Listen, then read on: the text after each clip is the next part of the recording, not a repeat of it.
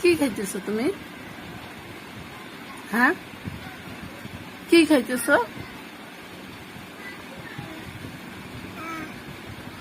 ফালা ফালা, পুরো ঘরে ঘরে ফালাইয়া ময়লা কর।